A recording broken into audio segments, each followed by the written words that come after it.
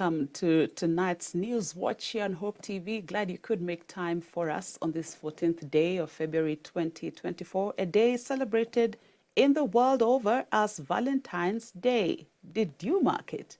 Share your thoughts with us on this matter on our SMS line 22232.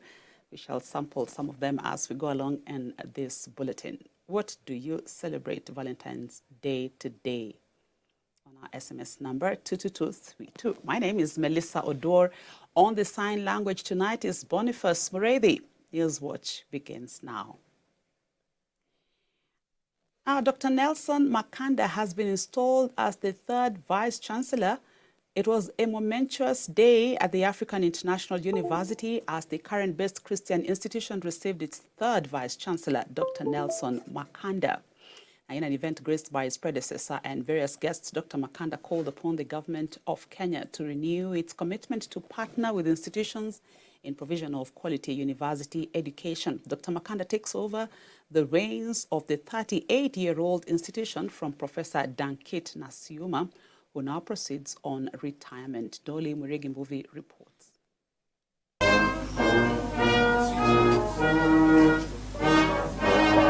Dr. Nelson Makanda, who is currently serving as the chair for IEBC's selection panel, has officially been installed as the third Vice-Chancellor at the Africa International University in Karen, taking after Professor Dankit Nasiuma, who has completed his 10-year term at the end of August 2023.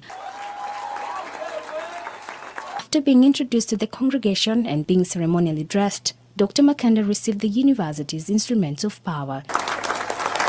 Speaking at the AIU grounds during his acceptance speech, among the key areas that Dr. Makanda highlighted was the return of the Founders Scholarship Program designed to empower and support 300 deserving students across the country and 30 more from other countries, bringing hope to students whose dream would have been cut off due to lack of school fees. I therefore wish to invite you to join the management and the Senate in launching a scholarship dubbed Founders Scholarship.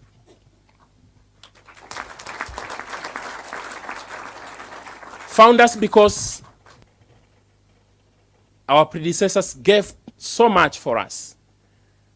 And so we would like to dedicate this to the class of 1983 that opened up doors of this university, to Tony Wilmot, who was the first principal of this school, to those who gave this property to the Association of Evangelicals of Africa, but also to AEA herself and her members, and that this scholarship will receive contributions not just from the traditional partners, but also from yourselves. According to the Deputy Director, Higher Education, Paul Mwangi, the government is keen on equipping learners in the provision of quality university education. The Kenya government is keen on investing in people through provision of quality and affordable education, thus developing the country's human capital in an inclusive and sustainable manner. Dr. Makanda, sometimes everybody's looking at you. Students are coming and they have no fees.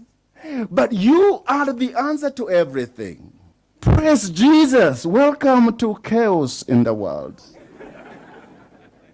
But yet Jeremiah 29 reminds us, and you, Dr. Makanda, that I know the plans I have for you. Plans to prosper you.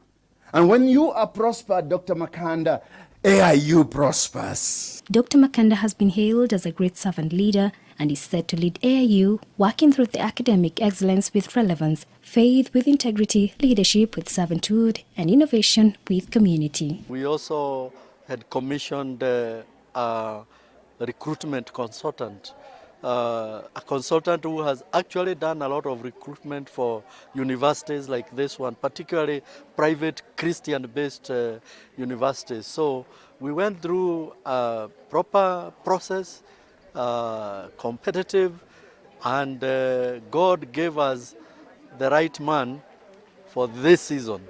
And we believe that whatever happened, is aligned to the will of God and His purposes for this institution. We certainly want to continue praying with him, especially this time when education is facing challenges, particularly higher education. Is coming in a period of time when higher education is facing lots and lots of challenges, both in private universities and also in the public universities. Our prayer is that the Lord will guide him and lead him and use him, that although it's a very difficult time, he'll see this institution grow to make the kind of impact it should be making, not only in the churches, but in the society as a whole, that God will be honored through his leadership here. We are proud of Dr. Nelson Makanda. We know the potential he has as a family. We are proud of him. And we know that even as he takes up the leadership at AIU, we can only expect the best, and the university to go to the next level. Definitely is going to find people who are already working here. So I know the system that you will find in place set by the former VC, the staff and the leadership that is there are going to support him to take this institution to the next level. Amidst the many issues affecting the higher learning institutions in the country that range from inadequate funding, Dr. Makanda has pledged commitment to serving AIU with impact and sustainability. I echo the words of Moses in Exodus 33:14 to 16. If your presence does not go with us, do not bring us up from here. For now, then will it be known that your people and I have found grace in your sight, except you go with us. For how then will it be known, except you go with us? The Africa International University VC has officially been installed, bringing new dawn to the AIU community. Dolly Murigimbovi for Hope TV, Nairobi. Thank you, Dolly, for that report, and indeed congratulations to Dr. Nelson Makanda. Now, Kenyans have observed the annual Lovers' Day, that is Valentine's Day, marked every 14th day of February. The characteristic red flowers adorn street vendors' stalls as those observing the day purchased them as gifts for their loved ones. However, businesses attempting to cash in on the day, mainly flower vendors, have decried low business compared to last year's celebrations. The vendors have attributed this to the high cost of living that has seen many not able to provide for their basic needs. On the other hand, lovers have been advised to embrace tolerance and faithfulness among themselves. Nelia Swanjiru with that report. Today's Valentine's Day celebration began just as a normal day here in Nairobi, as people were seen going about their work as usual.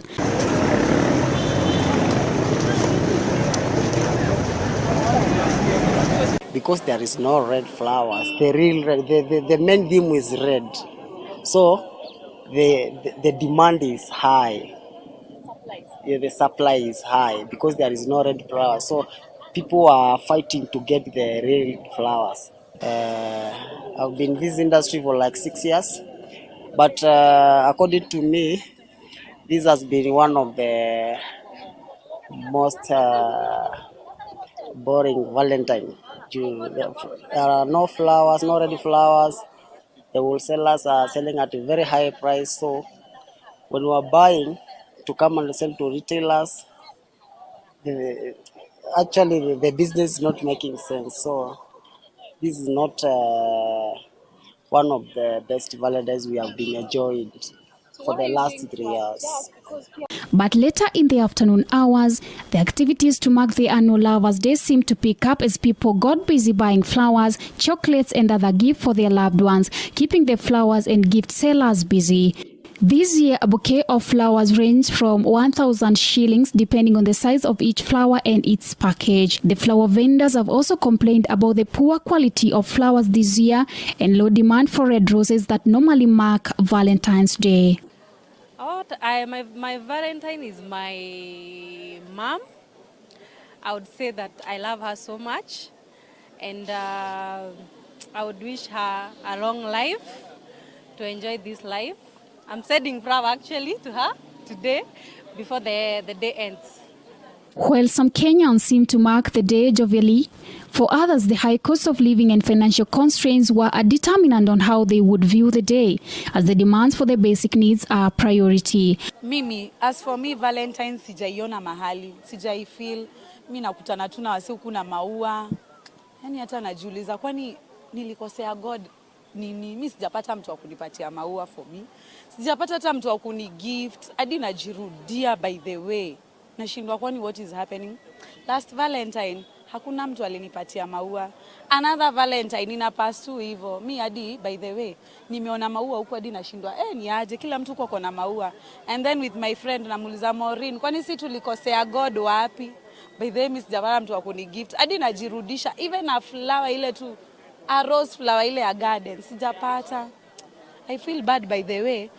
As I was walking, nimeambia God, next year, a time like this, nipate mtu wa kuni gift. It is very serious. I'm serious by the way. Sasa hii maisha, vile gharama ya maisha iko juu. Kama bunch ya roses, tulikuwa tunauza kitambo, ilikuwa inauzwa 500. Sasa hii wanauza na 1,000. Kwa hivyo watu wanaona wametorokea red roses, wameenda kwa hizi colors zingine.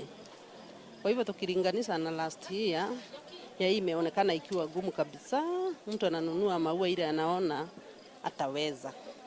On the other hand, traders in various items needed to don the day. They said they had recorded losses and reduced customers compared to last year due to the high cost of living. Maua hazinunuliwi kama last year venye tulikuwa tunauza. But all in all, bado tunauza kwa sababu kuna wengine wanakujia. So tunaweza sema Valentine tu iko sawa na tunafurahia sana. As the nation continues to reflect on the recent killings of those in love relationships, a cross-section of Kenyans said infidelity was a major cause of the femicide cases. Maua. Sasa tuseme wale wanaoana maisha imekuwa ngumu. Kwa hivyo tunatakikana kila mtu avumilie mwingine. Na wale wanaelekea kuolewa waendelee na kuolewa. Juu hata sisi tuko kwa doa na tunang'ang'ana tu. Hata wao wang'ang'ane tu. According to Rusu, win right, life is a game and true love is the trophy. That has been the Valentine's Day 2024 edition. Reporting for TV Newswatch from City Market in Nairobi County, my name is Nelias Wanjiru. You're still asking, is Valentine's Day worth the fuss or it is much ado about nothing? Please engage us on 22232. We will sample some of your thoughts on this red day. Moving on, activists leading the charge against femicide cases in Kenya have intensified their efforts to address the pressing issue of violence against women in the country. This as they held their Dark Valentine campaign at the University of Nairobi this evening, aimed at raising awareness and taking concrete steps to end femicide following recent tragic cases. Kate and Diego spoke with some of them and filed this report. In the ongoing battle against femicide in Kenya, activists are not only shedding light on the issue, but also actively working to put an end to it. With the Dark Valentine campaign tonight, these dedicated individuals are rallying support and mobilizing efforts to tackle the source of violence against women in the nation. Kerry Mwita, a passionate youth advocate from Naya, Kenya, articulated the significance of the Dark Valentine theme and how it aligns with the broader goal of combating gender-based violence. I envisage femicide to be, it's actually the killing of women because of their gender. So basically perpetrators are taking advantage of a vulnerable group simply because maybe they cannot speak up for themselves. And so femicide is basically killing women because of their gender, as I've mentioned. And it's something that has been so rampant over the recent past, and our call for action is just so strong that we need to act and do so now by bringing various stakeholders to end this menace. Meanwhile, Deborah Monari, an advocate with Nguvu Change Leaders, provided an analysis of the impact of last week's marches held across various cities in Kenya. And a lot of people are informed that femicide is a thing, you know, and more people are joining the movement to stop this. Because in the past, I think most people just see someone is dead, someone has been killed, but you don't really put a name to it, you don't recognize it as a very distinct crime. And this is one of the things that we are pushing for, to, change some policies, have legal reforms to identify femicide as a very, distinct crime that is very hateful, very misogynistic in nature, so that we can have in place a way to punish the perpetrators. And with the Dark Valentines also that we are celebrating, I don't know to call it celebrating, it's the Dark Valentines event today. As you can see, we are in all black also, in honor of our sisters that have been lost to this, and the list is long. During their disclosure, the activists pinpointed key factors contributing to femicide, offering valuable insights into the complex dynamics at play. They emphasized the critical role of education in preventing femicide, advocating for a proactive approach to educating young men through one of their themes: we should educate our sons. We need to educate these young men.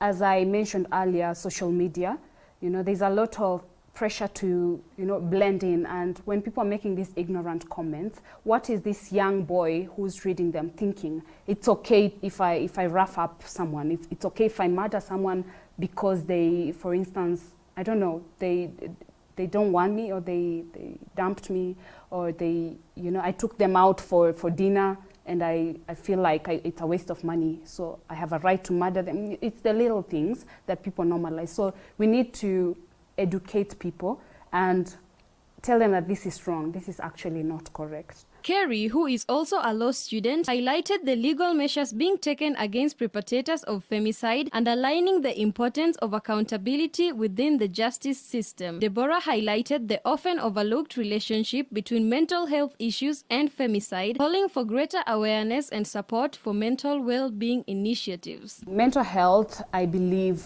has a very strong connection to femicide. Let's look at, first of all, this person who feels like the best next course of action for whatever has triggered him is to murder a whole human being, and just because they are a woman. So there's something wrong there. There's a process that has been disrupted in this person. Perhaps, I don't know, they grew up in a toxic culture, surrounded by that kind of, enabling of violence. Perhaps they also grew in a violent household, and they never got that trauma taken care of, and they feel like this is normal, or they have hatred towards women. As they chart their next steps in the campaign against femicide, the activists invite individuals to join their cause and become part of the team that aims to promote a safe space for women in the community at large. Reporting for Hope TV Newswatch, my name is Kate Andiego. And moving on, President William Ruto has expressed confidence in Kenya's economic stability, asserting that the nation is now well positioned for rapid development. Speaking during his development tour of Kiambu County, the head of state declared that the government has successfully navigated the country away from debt distress and stabilized the economy.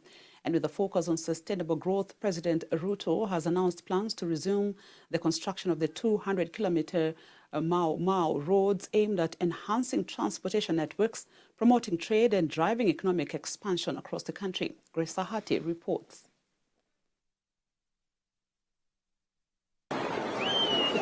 President William Ruto has emphasized the government's success in steering the country away from debt distress and stabilizing the economy. In his remarks during his development tour of Kiambu County, the president credited the Kenya Kwanza government for disproving critics by actively working towards repaying the 2014 Euro bond, signaling a positive turn in the country's financial management. The head of state further noted that now that the country has overcome debt challenges, the government will resume the construction of 200-kilometer Mau roads to ease transportation, facilitate trade and spur economic growth. Sasa tumepata pesa ya kulipa madeni ya Kenya.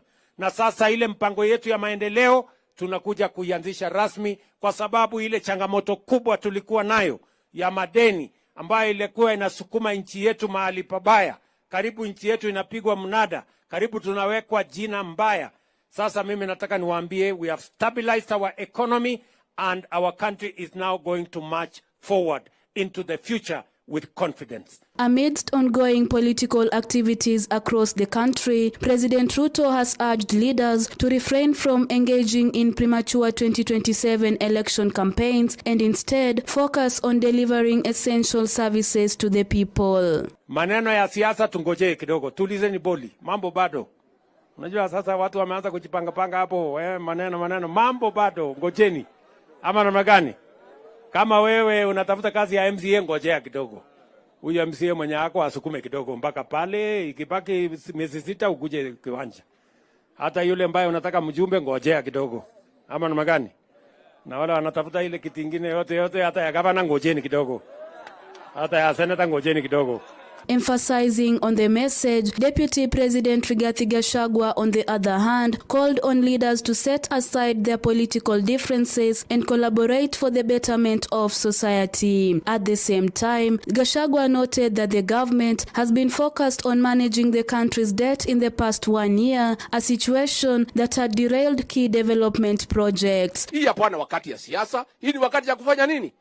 Na hatujafanya kazi kwa sababu ni mwaka moja unusu. Viongozi wote vile rais amesema mtulize mboli. Na viti mnataka mtatafuta baadaye. Wakati huu mpatie rais na mimi nafasi tufanye kazi. Governor apatiwe nafasi afanye kazi. Reporting for Hope TV Newswatch, I'm Grace Ahati.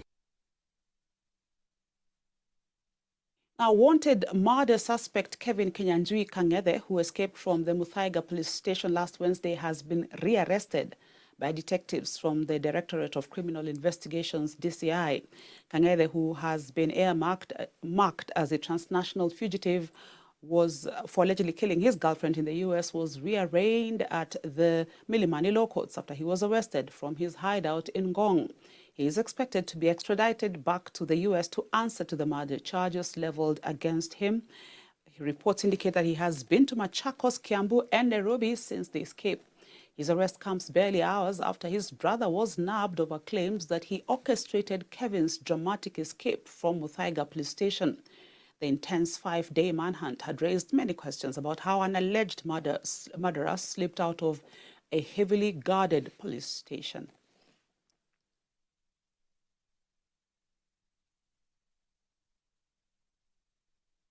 Take our first short break here on Hope TV Newswatch. We shall return with more news items, including tonight's episode of Lessons from the Entrepreneur. Don't go too far.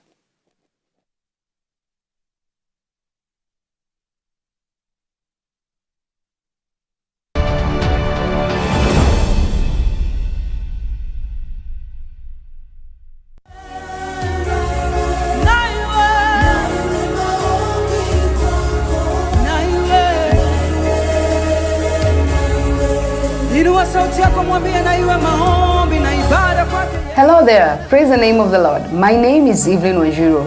To get Naiwe Maombi as your skiza tune, SMS skiza 8830022 to 811. Hope Skiza, spreading the hope.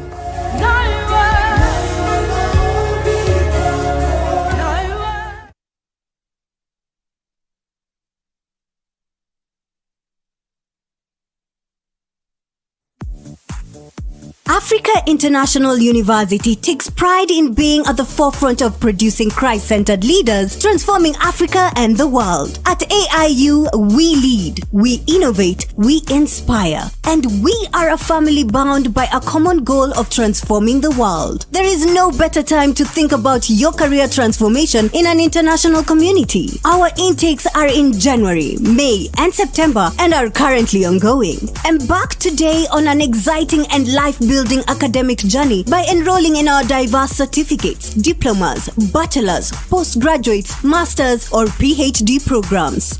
Africa International University, a university in the heart of Africa, with Africa on its heart.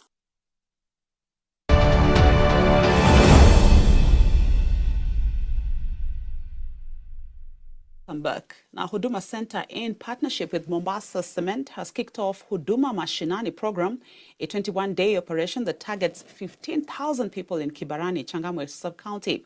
The program, which kicked off in December last year, has so far witnessed positive response from the cement farm, with over 5,800 people receiving several government services.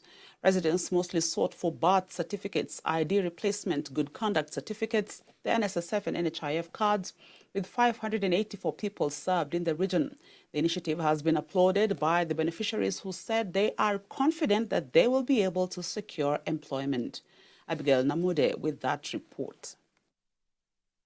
The Huduma Mashinani program in Changamwe sub-county in Mombasa County has received positive reviews already, as the government strives to bring services closer to wananchi through the initiative. The 21-day operation, thanks to a partnership involving Huduma Center and Mombasa Cement, targets to serve up to 15,000 people in Kibarani area. In partnership with Mombasa Cement, last year in December we did an 8-day Huduma Mashinani here.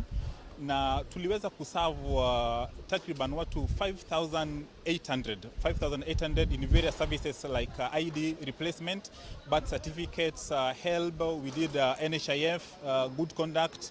We also did NSSF and also NHIF. Huduma Center Mombasa Assistant Manager Harrison Yogo stated that as a result of an overwhelming turnout of individuals seeking birth certificates, NSSF, NHIF, IDs replacement and the certificates of good conduct in the first phase, which kicked off in December last year, this has necessitated them to extend the program in Kibarani Changamwe sub-county. Yogo said that they chose to offer such services because the documents sought are a requirement for employment for every Kenyan before they are hired.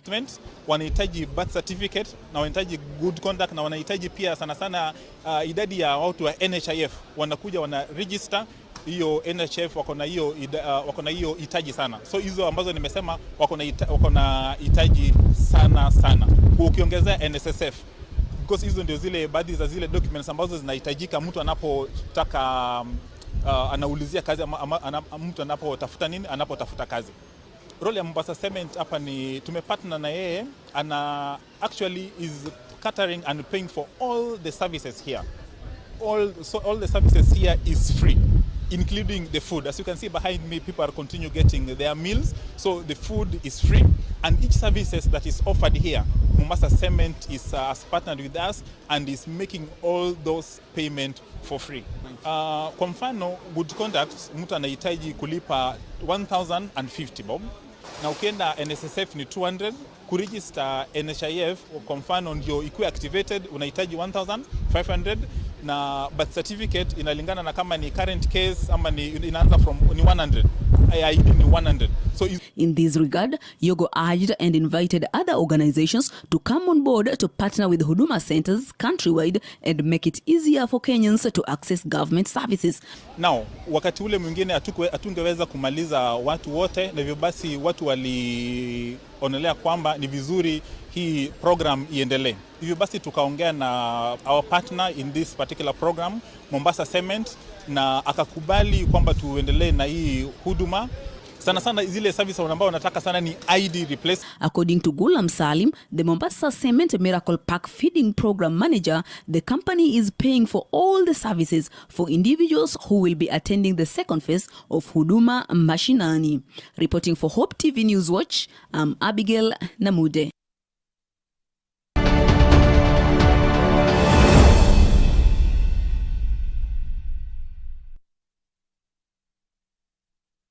To business now, the Energy and Petroleum Regulatory Authority, EPRA, has announced a 1 shilling decrease in the price of a litre of super petrol, diesel and kerosene. In its monthly review of the pump prices that runs from midnight tonight to the 14th of March 2024, EPRA said it had calculated the maximum retail prices of petroleum products, which are inclusive of the 16% VAT as per the Finance Act 2023, the tax laws of 2020 and the revised rates for excise duty adjusted for inflation.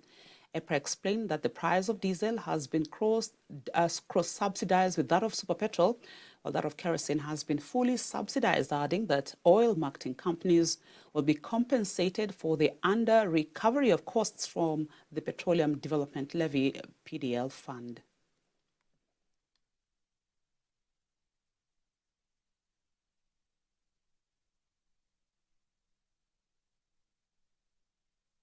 Kenya's issuance of a Eurobond is likely to ease concerns about the debt situation and lift the overall outlook for the country. This is according to the Diamond Trust Bank, which added that easing Kenya's debt concern will lift confidence in 2024.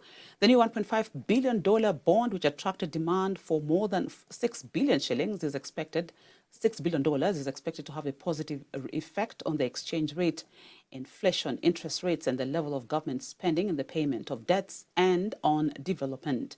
Speaking at DTB's Economic and Sustainability Forum, the bank's group CEO and Managing Director Nasim Devji said the real recovery will be felt more in the second half of the year, and the economy is expected to grow by 5.6%.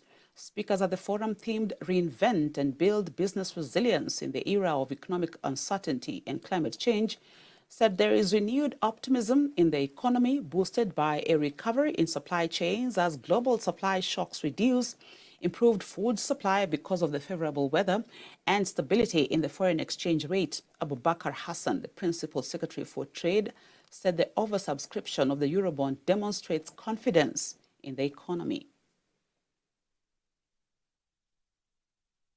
The State Department has also embarked on aggressive investment promotion, both national, regional, and multilateral level, focusing on attracting green investment.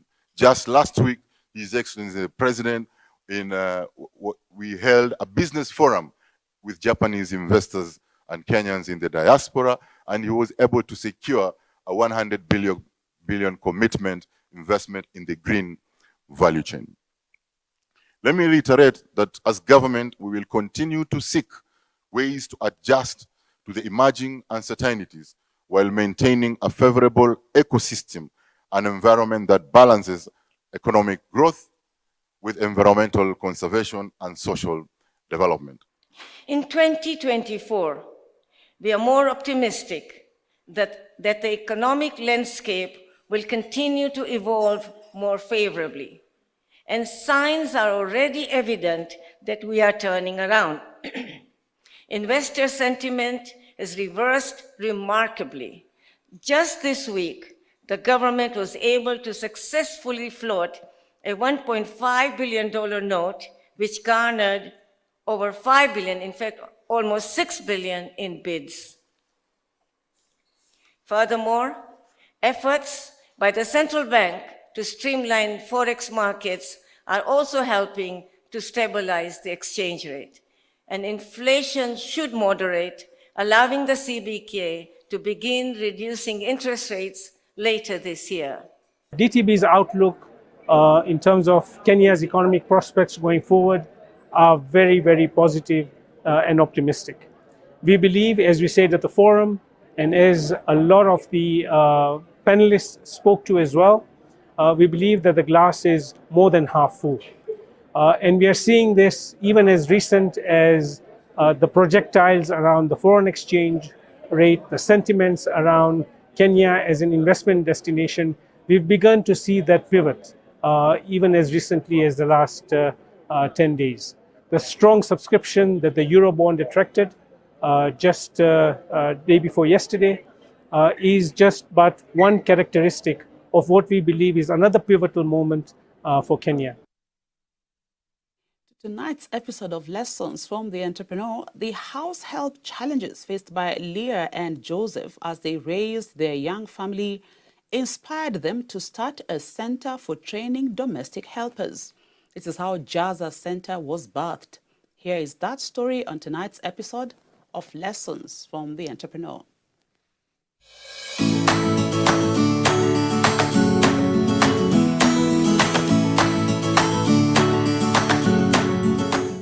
Our entrepreneur today is Joseph and Leah, who are running Jaza Center. This unique couple has ventured into training our domestic workers and ensuring that they're taking care of our homes professionally.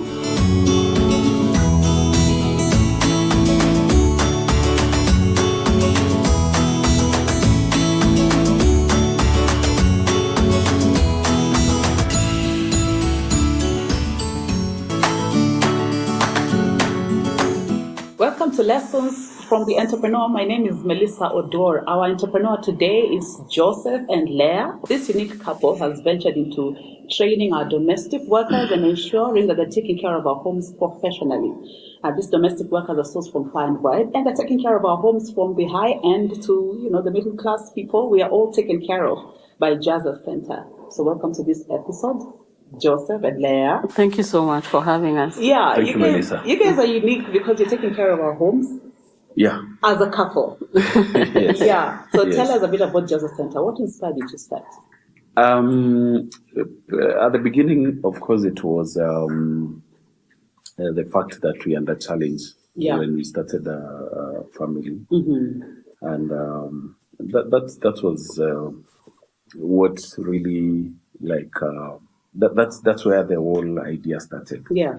After, of course, trouble experience with getting the first domestic worker to take care of our firstborn daughter. Yeah. Yeah, you're telling me about, this thing of sitting, waking up, she has gone. Yes, yes. Yeah. So there was a couple of challenges when we recruited our first, probably one or two domestic workers. And one of the challenges was skills, right? And mostly both hard skills and soft skills as well. So when I talk about soft skills is communication skills, etiquette, right? And reliability as well. So as a corporate or a career mom, I felt that would be a challenge once I would probably go back for my maternity leave. And so sometimes a domestic worker would go for their off day, they don't show up, they wake up, they're leaving. Your expectation as an employer and what they're able to deliver were totally different. And we realized it was not unique to us, and we will sit with our friends. And that time, because we the same age, all of you are having probably families at the same time. The biggest topic is nannies, domestic workers. And that's how we identified. So there's a need. Yeah, were you working at that point? Leah was employed? Yes. Yeah, she was. She used to work, or rather, she was a career engineer wherever she was working. And at the time, I was running my first business, which is a marketing firm. So ideas started coming in terms of how can we get a solution to this? Not only because actually our friends used to complain, and then I realized there is a huge gap, and there is an opportunity here for a business. Now that there are many people complaining, where there is a problem always.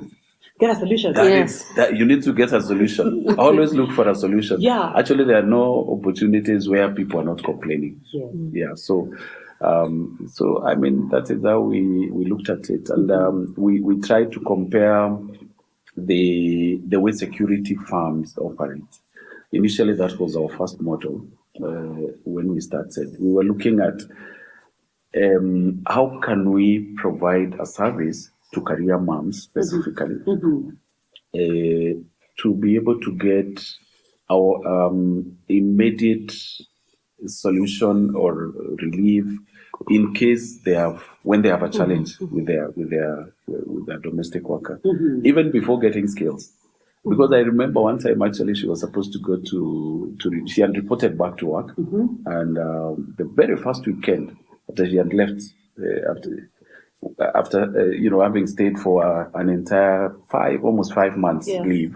Now she has gone back to work. Then the first week, again on Monday, she cannot go back to work because over the weekend, somebody came in a way that we could not allow them to continue working the following day. She came, so that level of unprofessionalism and reliability is ideally what we want to solve at the beginning. Then later, of course, we realized this has a huge social impact, especially to women, majority women who have very minimal education background and so on. And we decided to structure our business as a social enterprise, primarily to empower that unprivileged population, women and youth. Okay, so tell us a bit about the skills that you're training these the domestic workers in. What kind of skills are you offering? So it's basically skills in home care. We call it home care, and so we're talking about cleaning, housekeeping, and laundry, childcare and child development as well, food production, which is cooking, nutrition, very important. We have first aid and home safety, very important as well, and of course soft skills, communication skills, self-awareness. So basically that is what we cover, because that is what we feel is very important. Our curriculum is very skills based, because that is what is important, and I feel we've been able to really achieve. We have built our curriculum from scratch, and a lot of it based, because this was something very new, a lot of it based on the feedback we got from customers like you, Melissa. Yes. So it's been a very interesting journey, but a very insightful and fulfilling journey as well. 10 years. Yeah, 10 years. So once they are trained, how do you then connect them with the homes where they're supposed to go and work? So we have, over the years, we have, I think, been able to build a name, right? And so to some extent, we have customers demand through and through. So sometimes even customers have to wait, especially for domestic workers, the live-ins. Customers have to wait for someone, for us to be able to identify someone. Yeah. So, and then of course we market as well. We have a vibrant social media. The thing with this service is it's a very sensitive service. I mean, this is someone coming to take care of your home. Homes are private, it's your space, it's very sensitive. And so the referral system is very, very important. So, and that's why it's very important that we ensure our customers are served well. So I would say 60-70% of the customers we get, they're referrals from the existing customers. And of course, they're customers, repeat customers. And of course, the rest is marketing here and there. Yeah. That is where we are. Talk to me about how do you run and ensure the effectiveness of Jaga Center? For you, at the point where you started, what did you inject into it, in terms of capital, in terms of training, resources? Tell me a bit about that. Yeah, we looked at how can we be able to do this at the very minimal cost, because first of all, we did not have even any the premises where to train and so on. So acquiring a premises to start training, to set up an office was quite an uphill task. So we started right from our own house, at the kitchen of our house at the time. And we started by training a few, domestic workers here and there. But, after I think a month or two, then we moved into a rented space, which now could be able to accommodate, because again, customers, started coming in. Yes, of course, we had some little investment in terms of cash, money, and so on. But most important for us was ourselves, because we did put. In fact, at that time, Leah left employment, I think a few months, like 3 or 4 months after we started. I think it was less. Yeah, it's within a very short time. But at the beginning, we started marketing online, training our people, now, then of course, moving to that rented space, very small. And over time, we've been able to scale very consistently, developing a curriculum, getting a property. We are a full, well-structured organization with a very able team that runs the business, even without our involvement. Okay. Yeah. So, but we are very present, of course, to lead the team and give them the direction in terms of. Yeah. So talk to me about the fact that you have been in this industry for 10 years. You also network with others, and you are mentioning that you're like probably a big brother to them, because you see now when we talk about our domestic workers being trained, we think about, I was telling you, we think about the bureau in the state, where when you're stuck, you go to the bureau and you get a girl who's just around there, you give them, So how do you then help them people like those who are coming from a bureau background, people who are just, having a small bureau, to be able to be a fully fledged center, to train them properly. With ethics and values. So we've started a program. Unlike many people, but then people think when you share your ideas, you mentor your people with the same ideas, similar ideas as yours, you're introducing competitors or rather you're giving competitors your business secrets. Yeah. That has not been the case with us. We decided now that God has given us, even the opportunity to run this kind of a thing. Let us share with as many as possible. So we are in a forum where we have most of the service providers in this service, and we have offered to give free advice to everyone. We receive different. There's not. We don't go more than 2 weeks before we receive somebody coming for free mentorship to understand the systems and so on. And by the way, that has even increased our, let me say, value in the market or, the impact. Because by the end of the day, what we need to do is we need to this has been very informal. The way the whole domestic workers recruitment and training and placement has been very informal. No systems, no background check, issued left, right, center, no strategy in terms of how to train and so on. So we started a program to offer this mentorship for free to all other service providers interested in running this kind of business. Yeah. Tell me about the fact that when a domestic worker comes to your house, as a mom, what should I look out for? What are some of because I know you've gone through this, and you said, you wake up and this person wants to leave, or they're there and you're thinking, I can't keep this person. So what should they look out for, So, before they even say, I'm employing this person? Yes. Yeah. So I think, first of all, sometimes people are very negligent, especially as mothers, because the first thing you need to ask this person is an identification, because I assume you're not employing a minor, right? Yeah. An identification document. So I look at mothers on social media and I'm like, oh, I'm using my sister's, I have this nanny who's using my sister's ID. So what if something happens? This is someone you're living, your children, forget about everything else. And then you need to sit down and ask questions, right? Where do you come from, right? What have you done before? Why do you want to do this job? And when it comes to children, Melissa, as much as there's training, someone has to be very passionate about taking care of children.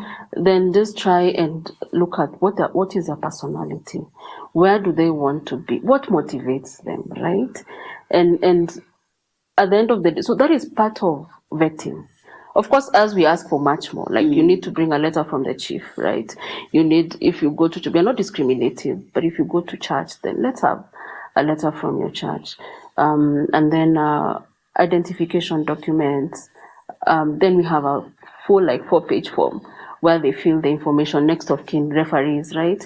If you've been employed before, at least a former employer, and probably 2 other people or 3 other people from your family that know you. It doesn't stop there. You have to verify if this information is right, because someone can just write whatever, and when something happens is when you realize, oh, this information was wrong. So you have to verify before, right, you employ them.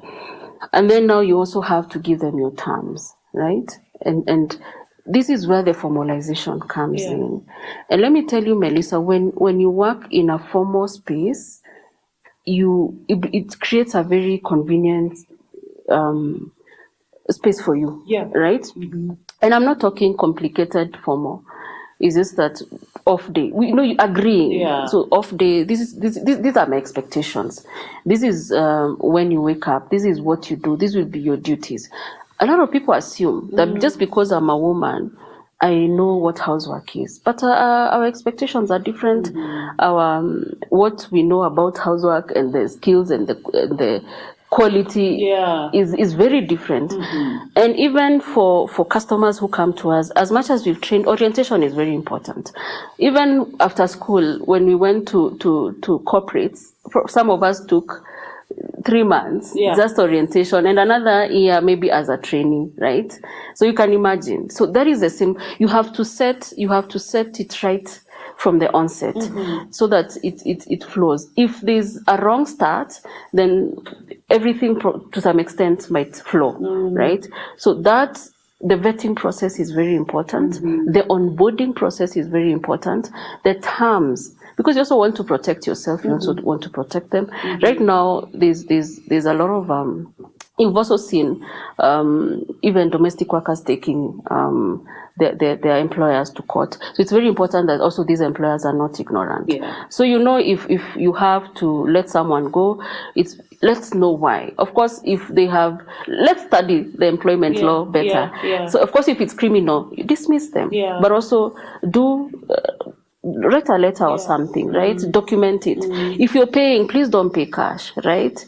M-Pesa or a bank account. Make sure their lines are registered in their names, because they will take you to court and say, you've never paid me. So where do you go? If it's cash, maybe avoid cash as much as possible. If it's cash, then maybe they can sign somewhere.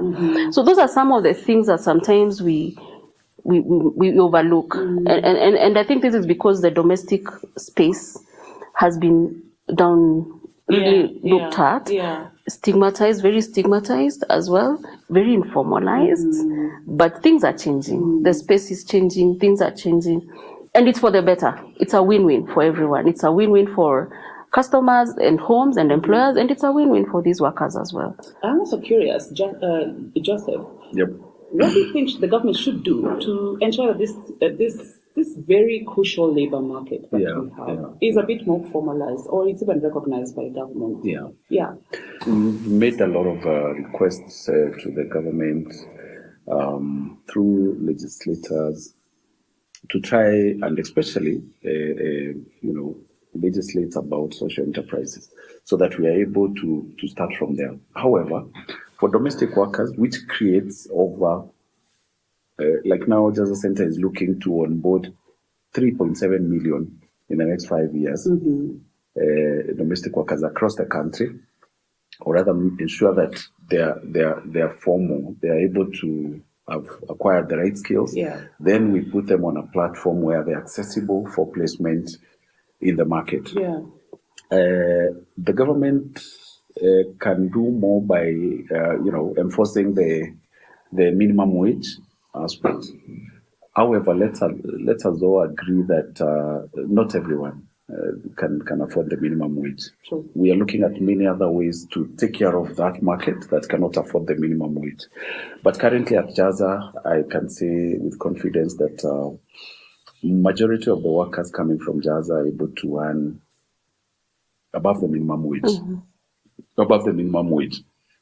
We might have a few who are not exactly at the minimum wage, because of course, again, it's a process. But I think it's the government can do more by, first of all, supporting organizations as Jaza Center through Ministry of Gender, or because we empower majority women. So the Ministry of Gender, and I had an opportunity to speak to the peers, Gender, Affirmative Action, and that department. And they're quite promising. But the way government works, there is a lot, to get things coming through. Sometimes it takes quite a while. But I think government can support, to put structures by supporting especially, such organizations as Jaza Center and any other service provider in that space. By, first of all, ensuring that, because primarily this business is a social enterprise. So that means we are very keen to empower people to help people acquire skills. There was no strategy previously about that. So we want to see how we can partner with TVETs across the country. So TVETs, to be able to, we introduce this curriculum to TVETs, then we do quality assurance. So the TVETs will do the training, then Jaza Center will do the placement, because I believe we are very good in that. We are experts in that space, placement and managing customers. So that is the approach we are looking at, even as we develop a mobile application to, of course, ensure we are able to avail these trainees on a one platform. Awesome. Where they can be able to access opportunities across. Yeah. You guys are giving your final remarks now. Final remarks. Yeah. Level to do your parting shots. It would be, let's embrace formalizing, because it's very beneficial for both the workers and the customers. It has a huge benefit that probably, Melissa, you know, when you come, because I need you to enroll. I'll be waiting for you. So it's very beneficial. And we also thank, organizations like Synapis that have created a very big, that have played a very big role in walking the journey with us, even as entrepreneurs, all the way from giving us skills and a lot. After, they walk the journey with you, and also helping us integrate Christian values in how we do business, which is very important for us. And it has been very beneficial, especially in homes, in the marketplace, actually. Yeah, so thank you. Thank you so much. Yeah, Snappies has really played a very big role. That's why, by the way, sometimes personally I'm not very, very, very, very keen to demand for a lot from the government. I believe there is the space there is a lot of support that you get from organizations like Snappies. Snappies have been very, very key in the growth of Jaza to date, in terms of mentorship, in terms of looking for alternative sources of funding from commercial banks, which have been quite, the commercial banks are quite it's tough. So, I mean, there's a lot of support from Snappies, and we really appreciate it. Awesome. Yeah. So thank you. That's Joseph and Leah from Jaza Center. This very key entrepreneurs that have been trained by Synapis, which is a very rich resource, especially for entrepreneurs who are trying to make it in the Kenyan space, in business. So for Lessons from the Entrepreneur, my name is Melissa Oduor. Until next time.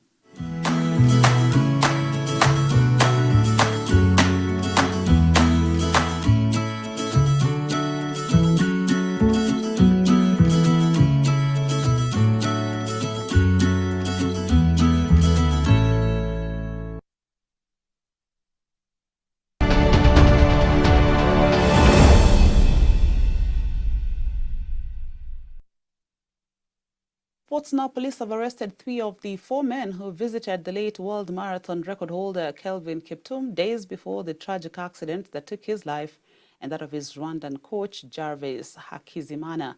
Meanwhile, Athletics Kenya has announced the cancellation of the trials for the All-African Games that were set for this weekend at the Nyayo National Stadium in honor of Kiptum.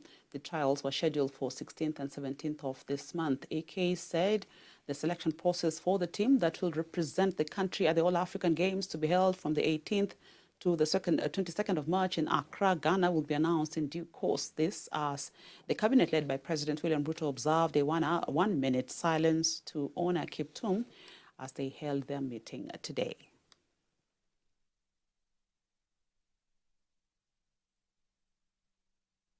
The Athletics Integrity Unit, AIU, has banned Kenyan long-distance runner Sarah Chepchirchir for 8 years for the use of prohibited substances. The former Tokyo Marathon runner was found to have violated anti-doping regulations for a second time after her urine samples revealed the presence of metabolites of testosterone. This is the second anti-doping violation issued to 39-year-old Chepchirchir after the first one was issued from 2019 to 2023. AIU in the statement confirmed the ban, saying testosterone is a prohibited substance under the WADA 2023 prohibited list.